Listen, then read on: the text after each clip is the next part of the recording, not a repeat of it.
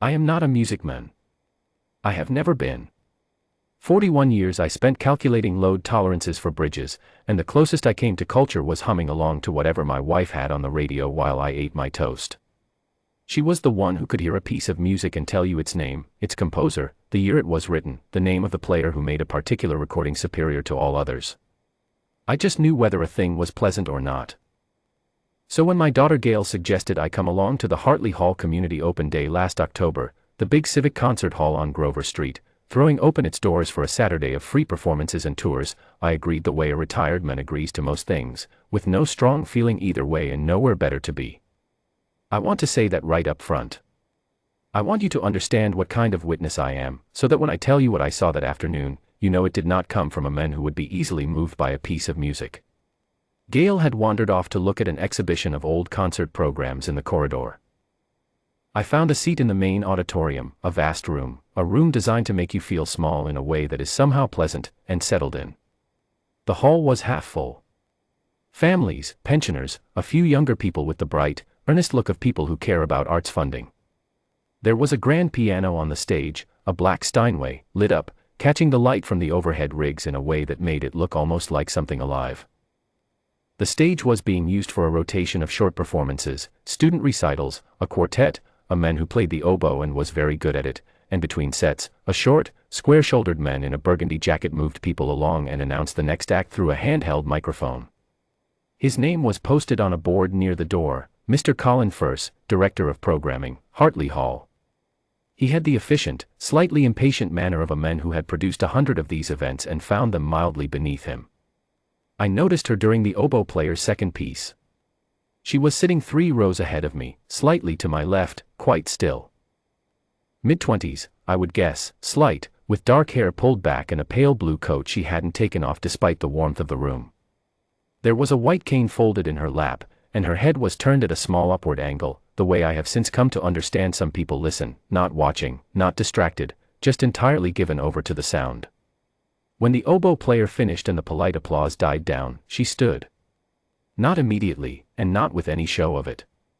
She stood the way a person stands when they have made up their mind.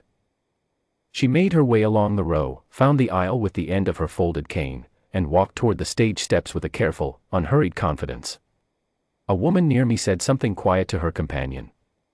I couldn't hear the words, but the tone was the tone of someone commenting on an unexpected thing.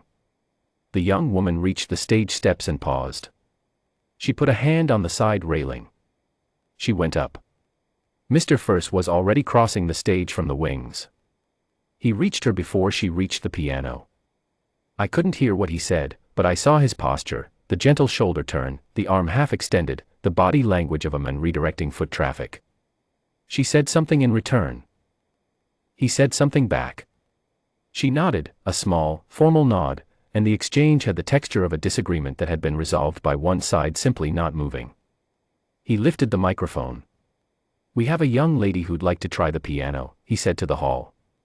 He managed to make it sound like a thing a child might ask and a grown-up might indulge. "We'll give her a moment. Just one song for us." There was a ripple in the room. Not laughter, exactly. The near cousin of laughter. She stood at the piano bench for a moment. Both hands were at her sides. Then she reached down, found the bench with the backs of her fingers, turned the height knob twice, 2 full, deliberate turns, and sat. She placed her hands in her lap. The hall settled. Then she put her hands on the keys. The first note fell into the room like a stone into still water. Not loud. That is the thing I keep coming back to when I try to explain it to people. It was not a loud note. It was a note so precisely placed that the room seemed to arrange itself around it. The quality of the silence that followed it, the silence of the half-second before the second note came, was not the silence of people waiting. It was the silence of people who have already understood that something has changed. She was playing the slow movement of a Mozart piano concerto. I did not know that at the time. I know it now because I went home that evening and described what I could remember of the shape of it to Gail, and Gail found it in under a minute. The Adagio of the Piano Concerto No. 23 in A major. She pulled it up on her laptop and we sat in the kitchen and she played it while I stood at the counter and I had to put down my tea. But I am getting ahead of myself. In the hall, the piece moved through its first phrases with a quality I have no proper vocabulary for. The nearest I can get is this: it sounded like a person telling you something true. Not a performance of truth. The thing itself. Each phrase opened out, turned once in the air, and came to rest, and then the next one began, and the whole thing had the shape of someone remembering something they had not thought about in a long time. There was nothing showy in her playing. No leaning into the keys, no swaying, none of the theatrical business I have seen pianists do on television.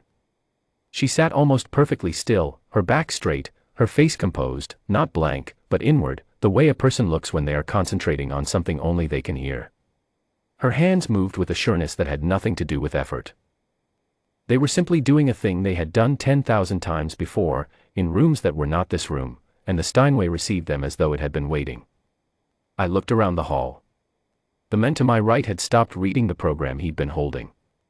A woman in the row ahead had her hand at her mouth, not dramatically, just resting there, as though she'd placed it there without noticing. Families had gone quiet. 3 children who had been squirming were still. A teenage boy near the aisle was looking at his hands. Mr. First had backed toward the wings without, I suspect, intending to. He was standing with his arms at his sides and his chin lifted slightly, and the face he was wearing was not the face of a man who had just granted a concession. It was a different face entirely. Smaller, somehow. As though the room had politely asked him to take up less of it. I thought about the bench height adjustment. 2 turns. Not 1. Not a guess. 2, as though she had sat at that exact model of piano, or 1,000 of them, and the knowledge was in her hands before the thought had formed. I thought about Mr. First's microphone and his tone of mild indulgence, and how the distance between that moment and this one was approximately 4 bars of music. The movement built, not with urgency, not with any of the loud and obvious things that music uses to show you that it is building, but with the kind of accumulation that makes the air in a room heavier. There was a phrase midway through that the right hand played alone for a few bars, something slow and high and so exposed that you felt the risk of it, the nakedness of a single melodic line with no harmony beneath it to catch a fall, and then the left hand returned and the two came together again and the room released a breath it hadn't known it was holding. The melody lifted once into a higher register and my chest did something I am not entirely comfortable describing. I am a man who once held a clipboard in a hospital corridor while a doctor told me my wife's prognosis, and I did not cry. I mention this only so that you understand the context for what happened next. I did not cry in the hall. But it was close. It was closer than it has been in a long time. There is something in that particular quality of grief, the kind that is also gratitude, that is also beauty, that a man my age has no prepared response for. She did not rush the ending. She let the final phrases settle note by note, each one smaller than the last, the music narrowing down to almost nothing, until the very last note stood alone in the room for a moment that lasted longer than any note has a right to last, and then it was gone. The silence after was absolute. It lasted several seconds, 4, 5, perhaps more. I have replayed it in my memory many times and I still can't say exactly. It was the kind of silence that is its own event. Then someone began to clap and then everyone was on their feet and the sound that went up in that hall was not the polite noise of a community open day. It was the sound of people who had been given something. She sat at the piano for a moment after the last note, hands still on the keys, head bowed. Then she lifted her hands and placed them in her lap and straightened her back. She did not stand to take a bow. She simply sat, and the ovation came to her like weather.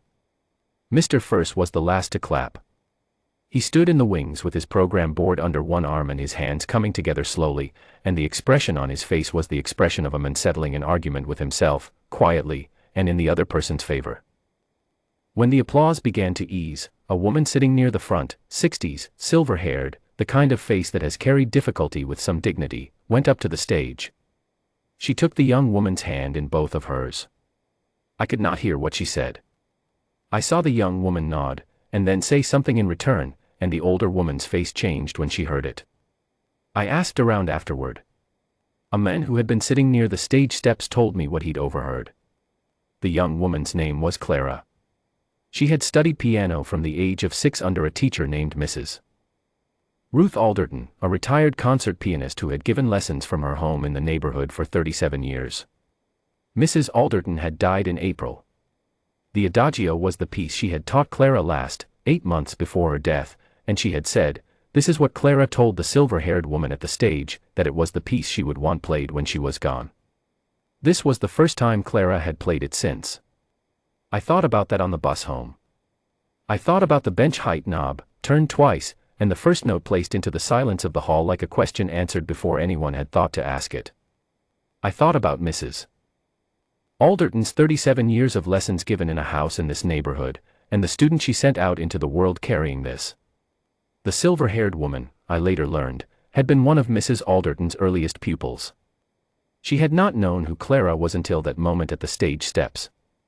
She had simply walked up to a young woman who had just played that piece in that way, and offered her hands, and heard the answer.